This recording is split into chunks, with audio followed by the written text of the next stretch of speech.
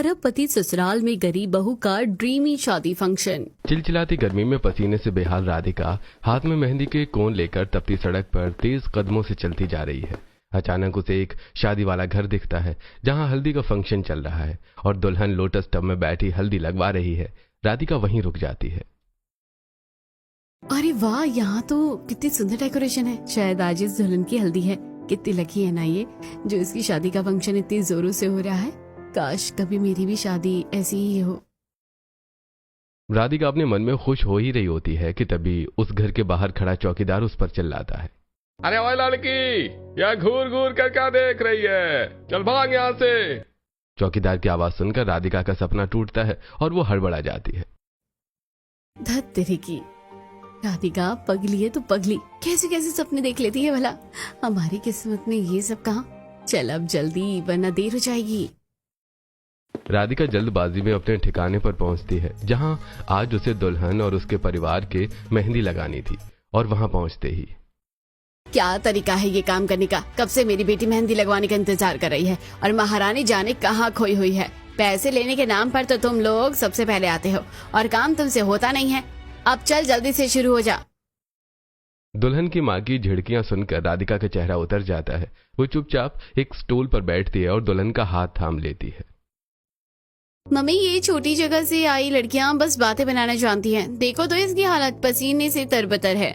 मेरी मेहंदी खराब मत कर देना।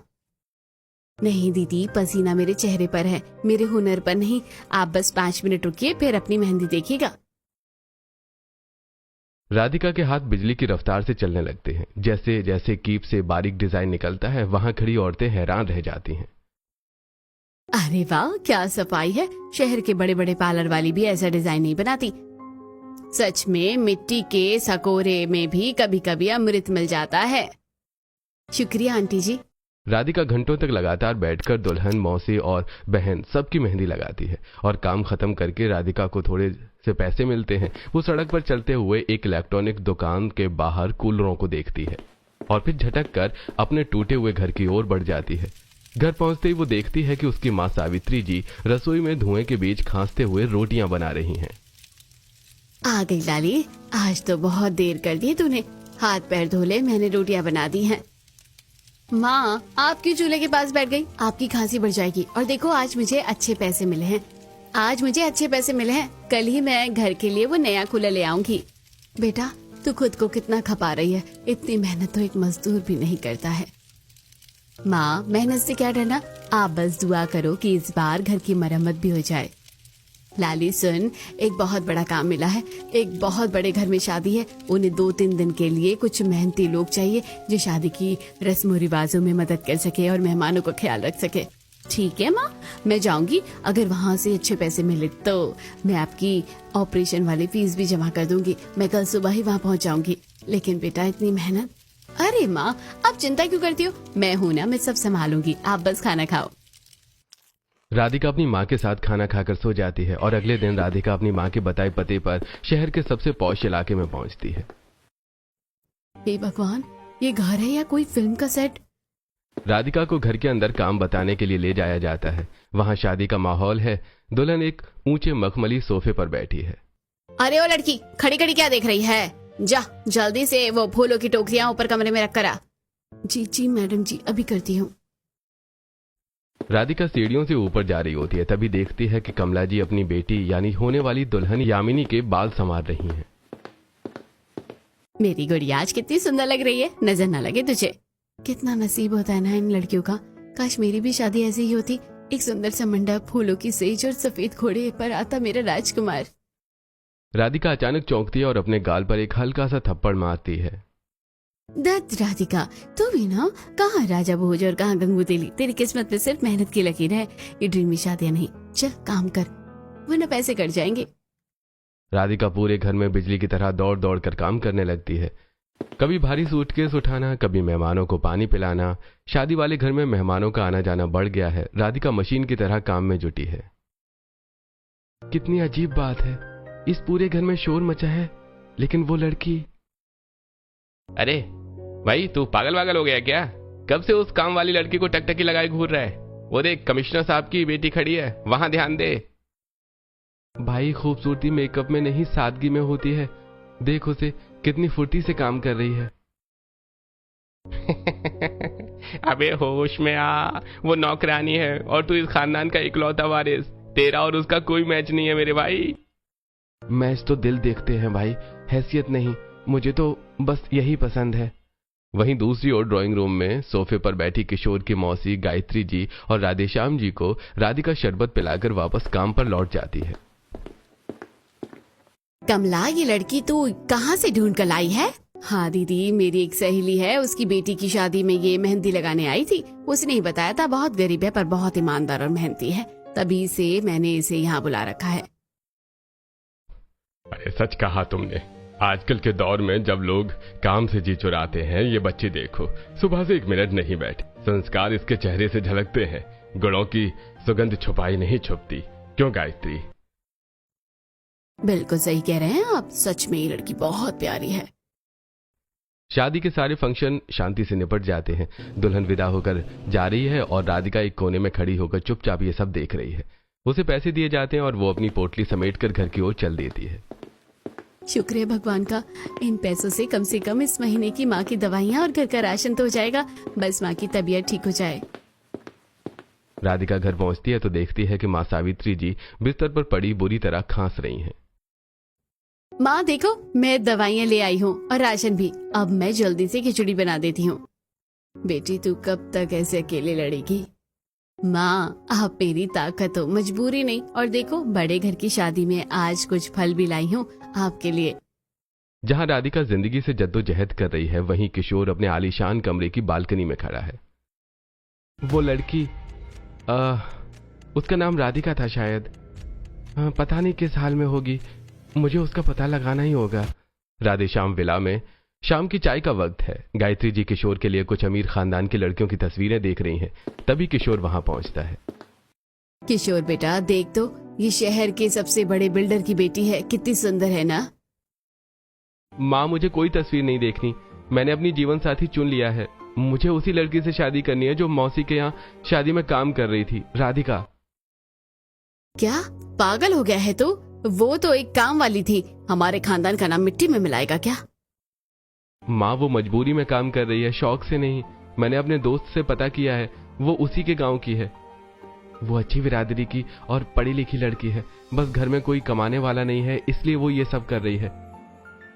क्या गरीबी होना ये गुनाह है? अरे मेरा लाडला, अरे कितना समझदार हो गया है। अगर लड़की सुशील और गुणी है तो मुझे कोई ऐतराज नहीं। सोना तो कीचड़ में भी अपनी चमक नहीं खोता है। किशोर की बात सुनकर घर में मौजूद बुआ मोहिनी का चेहरा गुस्से से लाल हो जाता है। वो एक तलाकशुदा महिला है और हमेशा घर में अधिकार जमाने की कोशिश करती हैं।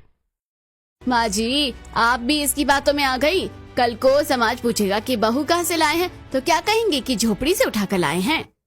मुझे कुछ नहीं पता, मैं शादी करूंगा तो उसी से। अगर किशोर कह रहा है तो एक बार चलकर देख लेते हैं। किशोर के जिद के आगे सबको झुकना पड़ता है। गायत्री जी, मोहिनी बुआ और घर के मर्द राधिका का घर देखने निकलते हैं। जैसे उनकी बड़ी गाड़ियां तंग और कीचड़ भरी गलियों में घुसती हैं, बुआ अपना पल्लू नाक पर रख लेती हैं। उफ, कितनी बदबू आ रही है यहाँ। भाई साहब देखिए तो सही, ऐसी जगह हमारा रिश्ता होगा, लोग थूकेंगे हम पर। मोहिनी बुआ की बात नजरअंदाज करके सभी राधिका के घर पहुंचते हैं। राधिका सादे कपड़ों में माँ की सेवा कर रही है। सावित्री जी इन बड़े लोगों को देखकर हाथ जोड़ने लगती हैं। आप इतने बड़े लोग यहाँ। लाली, जल्दी से कुर्सी साफ कर, साहब और मीम साहब के लिए पानी ला। रहने दीजिए, मैं खड़ी ही भली हूँ, वैसे भी यहाँ सांस लेना मुश्किल हो रहा है। गायत्री देख लिया घर, अब चले। बहन जी हाथ मत जोड़िए, हम यहाँ साहब बनकर नहीं बल्कि अपने बेटे के लिए आपकी बेटी का हाथ मांगने आए हैं। आप क्या कह रही हैं मीम साहब? कहाँ आप महल वाले और कहाँ हम? सावित्री जी, आपकी बेटी ने हमारी साली की बेटी की शादी में जिस तरह काम किया और बड़ों का आदर किया, उसे देखकर हमारे बेटे किशोर ने अपना दिल इसे दे दिया है। राधिका बेटा, क्या तुम्हें मेरा बेटा किशोर पसंद है? जो माँ और आप लोगों का फैसला होगा वही मेरा भी होगा। गायत्री, तू पागल हो गई है क्या? इस भिखारी खानदान से रिश्ता जोड़ रही है? दीदी पैसा तो हाथ का मैल है।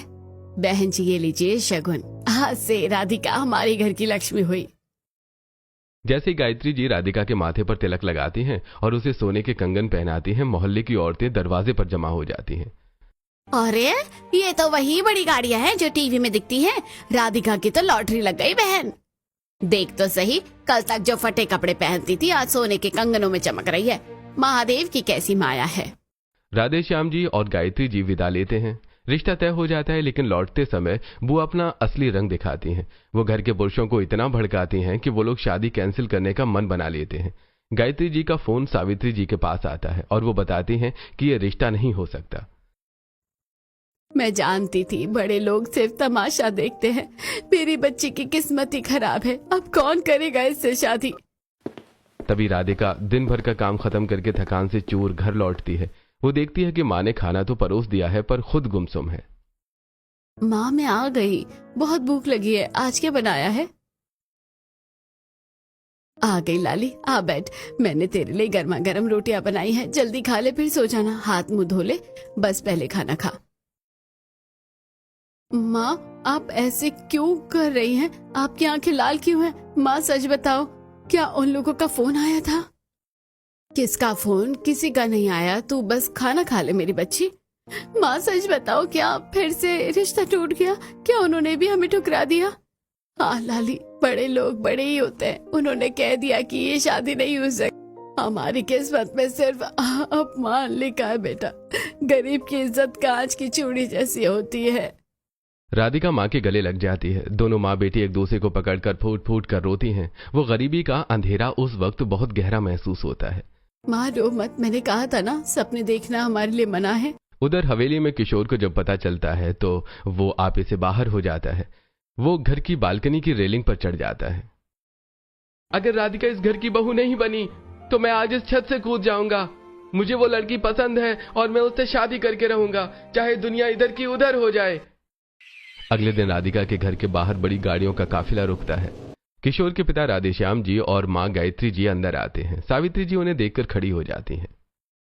सावित्री जी, हमें माफ कर दीजिए। हमारे घर की कुछ गलत फहमियों में आकर हमने बहुत बड़ी गलती की। हमारे बेटे ने हमें आईना दिखाया है। हमें अपनी बेटी दे दीजिए। अभी शादी कैंसिल नहीं होगी, बल्कि ऐसी होगी कि दुनिया देखती रह जाएगी। हम किशोर और राधिका की शादी के लिए आपसे दोबारा हाथ मांगने आए हैं। आप लोग बड़े लोग हैं, बस मेरी बच्ची को दुख मत देना।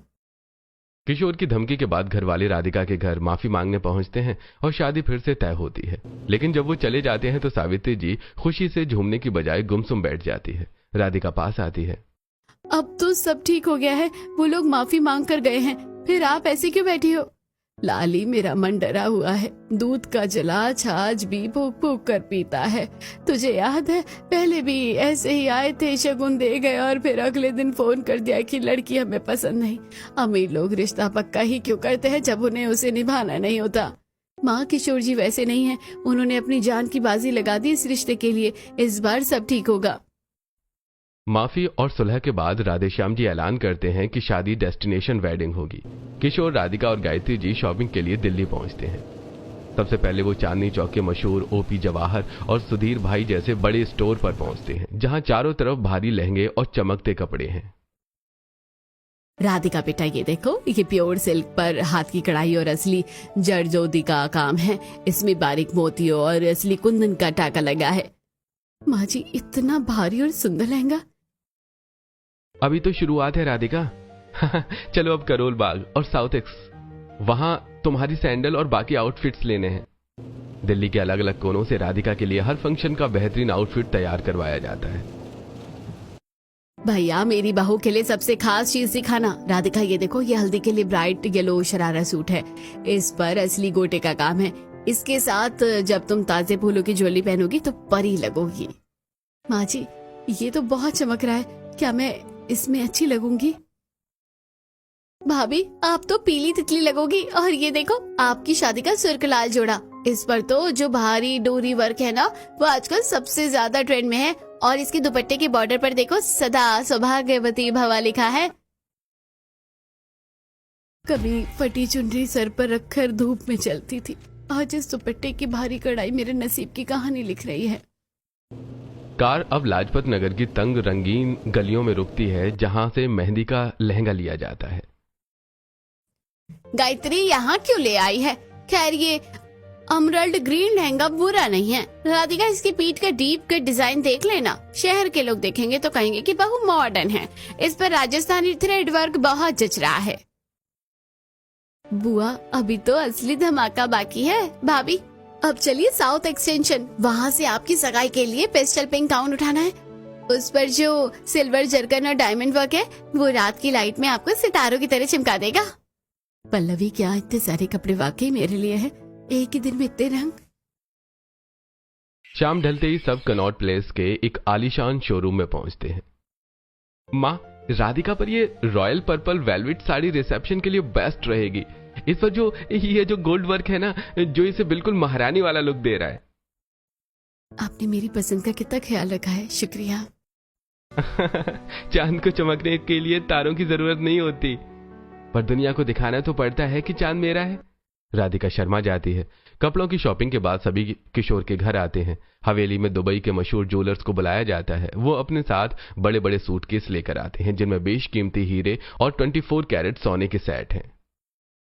मैम, ये सेट खास राधिका जी के लिए दुबई में डिजाइन हुआ है। इसमें रोज गोल्ड के साथ रियल अनकट डायमंड्स लगे हैं। भाभी अब तो आप सच में रानी लगने वाली है। देखो तो भाई ने आपके लिए पूरा पार्लर घर में ही बुक करा लिया है। शादी से पहले राधिका का मेकओवर शुरू होता है। एक बड़े लग्जरी होटल का कमरा बुक किया जाता है जहां इंटरनेशनल मेकअप आर्टिस्ट आए हैं। चलिए राधिका जी, पहले हम प्री ब्राइडल फेशियल करेंगे, फिर आपके नेल एक्सटेंशन और हेयर एक्सटेंशन की बारी आएगी। क्या ये वाकई में मैं हूँ? माँ कहती थी भगवान जब देता है तो छप्पड़ फाड़ कर देता है। आज देख भी लिया, वक्त बदलते देर नहीं लगती। सारी तैयारियां पूरी हो चुकी हैं। भारी भारी ट्रंक, ड्रेसेस और ज्वेलरी के साथ पूरा परिवार प्राइवेट चार्टर प्लेन से उदयपुर के लिए रवाना होता है। राधिका खिड़की से बाहर देखते हुए अपनी माँ का हाथ थाम लेती है। लाली, तेरी ड्रीमी शादी अब शुरू होने वाली है। पिछोला झील के किनारे बना एक विशाल सफेद महल, चारों तरफ पानी और जगमगाती रोशनी। राधिका का परिवार और अरबपति ससुराल वाले यहाँ पहुंच चुके हैं। जाति फंक्शन शुरू होते हैं। हल्दी का फंक्शन झील के पास एक खुले लॉन में है। मेहमानों ने पीले कपड़े पहने हैं। तभी आसमान से एक विशाल फूलों से सजा हॉट एयर बलून नीचे आता है। वो देखो, हमारी दुल्हन आ रही है। अरे बाबा, मैं तो आसमान में हूँ। कितना सुंदर दिख रहा है सब यहाँ से। मेरी लाली को किसी की नजर न लगे। आज तो सच में इस महल की रानी लग रही है। अरे समधन जी, सिर्फ गालों पर नहीं, इसे तो पूरा पीला कर देना है। तभी पल्लवी और किशोर के दोस्त एक दूसरे पर हल्दी और पानी फेंकने लगते हैं। पास ही में एक पूल है जहां सब मस्ती में नाच रहे हैं। डीजे पर लंदन ठुमकदा बज रहा है और पूरा माहौल हंसी ठिठोली से भर गया है। हल्दी के बाद सब पूल की ओर बढ़ते हैं जहां नीले पानी और पीले फूलों का कॉम्बिनेशन बहुत खूबसूरत लग रहा है। राधिका संभल के, वरना बुआ जी तुम्हें पानी में धक्का दे देंगी। अरे मैं क्यों, मैं तो खुद इस ठंडे पानी का आनंद ले रही हूँ। राधिका यहाँ बैठो बेटा, देखो ये लाइव काउंटर्स पर तुम्हारे लिए खास चटनी बनी है। शाम ढलते ही महल रोशनी से नहा उठता है। पिछोला झील के पानी में आतिशबाजी हो रही है। राधिका मेहंदी लगवाने बैठी है और उसकी सहेलियां उसे घेर कर बैठी हैं। राधिका, ये सब सच है ना? हमें तो यकीन ही नहीं हो रहा कि तू इतने बड़े महल में ब्याही जा रही है। महादेव का सीधा हाथ है तुझ पे। और नहीं तो क्या, हमें तो लगा था कि तू गली गली मेहंदी लगाएगी, पर देख आज तो तू खुद अपनी ड्रीम मैरिज में बैठी है। क्या भाग खुले है तेरे। सच कहूँ तो यार, मैं भी दूसरों की शादी देखकर सपने बुनती थी। आज जब ये हकीकत बनी है तो लगता है कि सच्चे दिल से मांगी गई दुआ कभी खाली नहीं जाती। स्टेज पर रोशनी चमकती है। किशोर और राधिका का कपल डांस शुरू होता है। डर तो नहीं लग रहा ना? नहीं, अब नहीं। जब राजकुमार आता तो राजकुमारी को डर कैसा। उदयपुर के महल का पिछला हिस्सा पिछोला झील के किनारे सजाया गया है। चारों तरफ मोगरे के फूलों की लड़ियां लटक रही हैं और पीतल के बड़े बड़े दिए जल रहे हैं। राधिका हरे रंग की भारी लहंगे में एक शाही झूले पर बैठी है। उसके दोनों तरफ दो मशहूर मेहंदी आर्टिस्ट हाथ और पैरों पर बारीक डिजाइन उकेर रही हैं। अरे ये वही राधिका है ना जो हमारे मोहल्ले की गलियों में पसीने से बेहाल होकर मेहंदी लगाती थी। देखो तो सही उसके ठाट-बाट। सच कह रही है बहन, हमें तो पता ही नहीं था कि इस लड़की के भाग्य इतनी जोर से खुलेंगे। देख तो पूरे महल को दुल्हनी की तरह सजा दिया है। अरे चाची, किस्मत की बात है ये, जो दूसरों के हाथ सजाती थी आज कुदरत ने उसके खुद के हाथ और तकदीर दोनों सजा दिए हैं। हाँ, ये मेरी वही ड्रीमी शादी है जिसका मैंने बचपन से सपना देखा था। सफेद घोड़े वाला राजकुमार, ये जगमगाते महल। तभी डीजे पर एक धमाकेदार गाना बजता है। किशोर की माँ और नंद पल्लवी आकर राधिका की सहेलियों को खींचकर डांस फ्लोर पर ले जाती हैं। चलिए चलिए, भाभी की सहेलियां आ गई हैं, तो अब महफिल और जमनी चाहिए, आज कोई चुपचाप नहीं बैठेगा। अचानक लाइटें बंद होती हैं और एक स्पॉटलाइट राधिका पर आकर रुकती है। डीजे पर गाना बजता है, मेरे सैया सुपरस्टार। राधिका स्टेज पर आती है और अपनी सहेलियों के साथ थिरकने लगती है। मेरे सैया सुपरस्टार, मेरे सैया सुपरस्टार। किशोर सीट पर बैठा हुआ है, राधिका को देखकर मुस्कुराता है और सीटियां बजाता है। अरे वाह राधिका, कमाल कर दिया तुमने। भाभी, आपने तो आग लगा दी, देखो भैया की नजरें ही नहीं हट रही है आपसे। संगीत के बाद अब वो घड़ी आती है जिसका सबको इंतजार था, शादी का दिन। किशोर की एंट्री विंटेज खुली कार में होती है जिसके पीछे आतिशबाजी का शो चल रहा है। उदयपुर के महल की सीढ़ियों से राधिका नीचे उतर रही है। फूलों की चादर के नीचे राधिका अपने सुर्ख लाल जोड़े में आती है। वो किसी अप्सरा जैसी लग रही है। सामने से किशोर अपनी विंटेज कार से उतरकर स्टेज की ओर बढ़ रहा है। भाई जल्दी करो, भाभी का हाथ थाम लो, देखो तो जोड़ी बिल्कुल राम सीता जैसी लग रही है। आज तुम दुनिया की सबसे खूबसूरत दुल्हन लग रही हो। और आप मेरे लिए सपनों के राजकुमार। आज से मेरी दुनिया की शुरुआत और अंत दोनों तुम ही हो राधिका। और मेरे हर सपने की हकीकत आप हैं। मानना पड़ेगा, राधेश्याम भैया ने बहू की एंट्री तो ऐसी करवाई है जैसे किसी महारानी की भी नहीं होती है। किस्मत मेहरबान हो तो गधा भी पहलवान हो जाता है, पर यहाँ तो लड़की वाकई किस्मत वाली निकली। अरे चुप कर मोहिनी, ये राम सीता की जोड़ी है, देख कितनी शोभा दे रही है दोनों को एक साथ। अब रात का समय है। झील के किनारे बने पवित्र मंडप में अग्नि के सामने दोनों बैठे हैं। पंडित जी मंत्र पढ़ रहे हैं।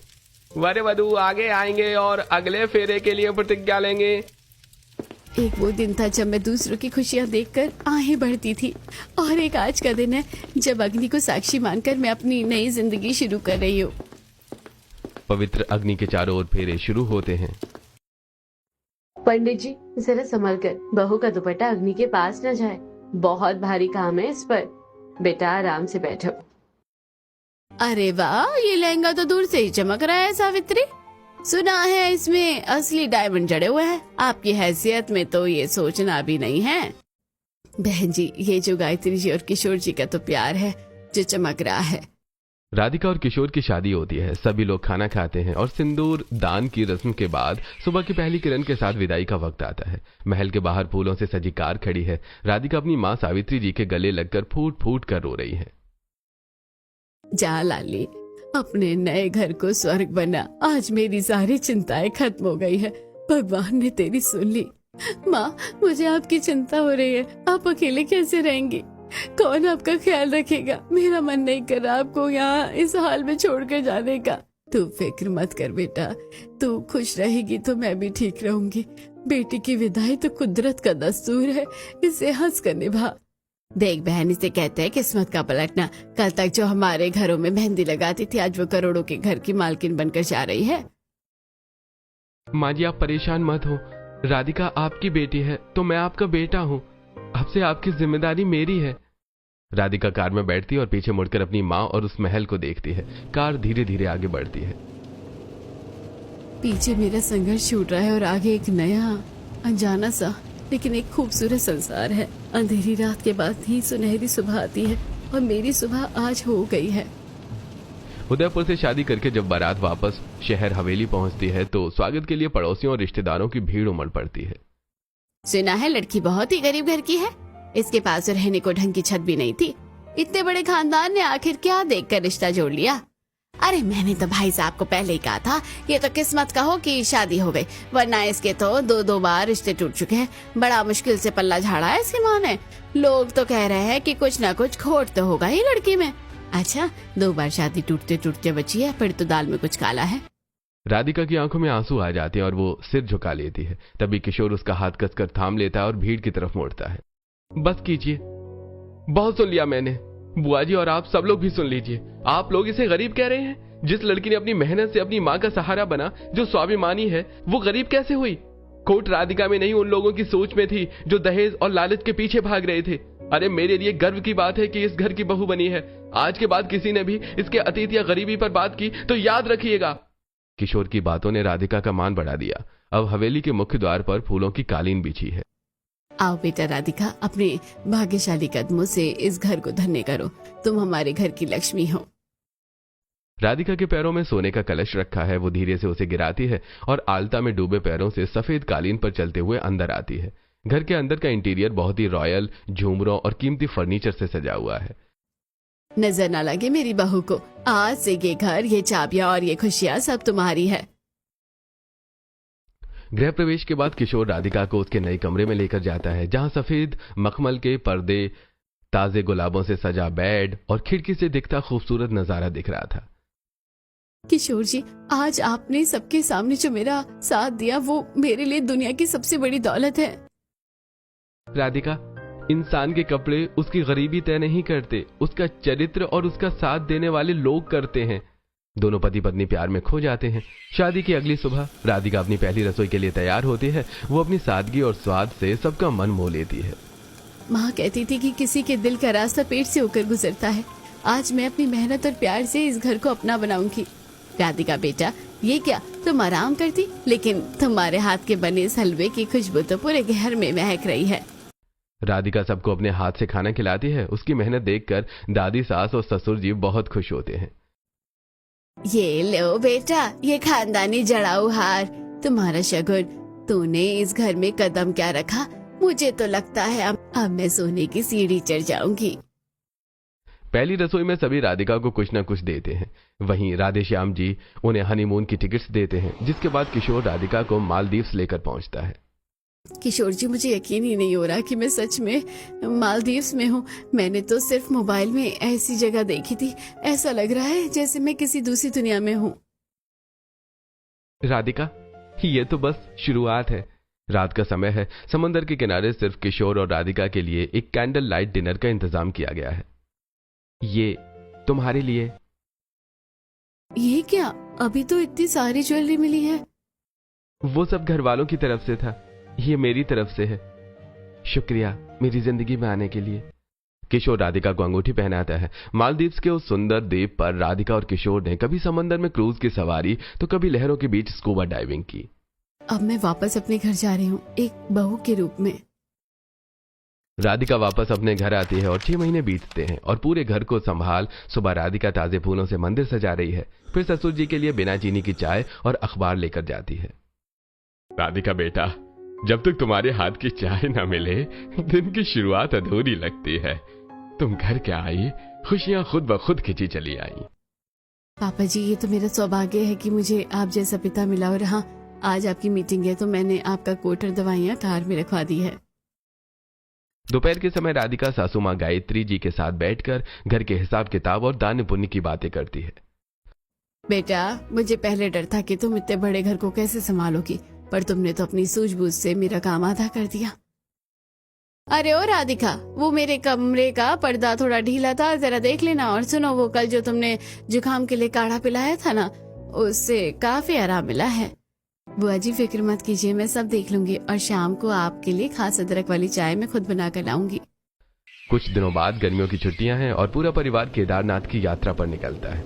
राधिका एक तरफ अपनी सासू माँ का हाथ पकड़े है और दूसरी तरफ अपनी माँ का। किशोर गर्व से अपनी पत्नी को देख रहा है। लाली, आज मेरा जीवन सफल हो गया है। कभी सोचा नहीं था कि जीते जी केदार बाबा के दर्शन होंगे। माँ, ये सब महादेव की कृपा है और किशोर जी का प्यार, जिन्होंने हम सबको एक परिवार की तरह लाया है। ट्रिप से लौटने के बाद कुछ दिन बाद हवेली में पूजा का आयोजन होता है। अचानक राधिका चक्कर खाकर गिर पड़ती है और पूरा परिवार घबरा जाता है। डॉक्टर, क्या हुआ मेरी बहू को? अरे घबराने की बात नहीं है गायत्री जी, मिठाई मंगवाइए, राधिका जी माँ बनने वाली हैं। चलो, अब मैं खुशी खुशी सोने की नसें नहीं चढ़ सकती हूँ। मेरी आखिरी इच्छा पूरी हुई। अगले कुछ महीनों तक पूरा परिवार राधिका की खातिर करता है और 7वें महीने में राधिका की गोद भराई का फंक्शन रखा जाता है।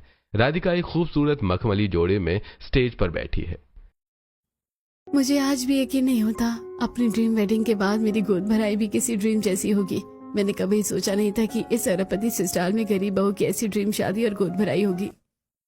सभी राधिका को आशीर्वाद देते हैं और कुछ महीनों के बाद वो एक बेटे को जन्म देती है। राधिका का सपना तो पूरा हो गया।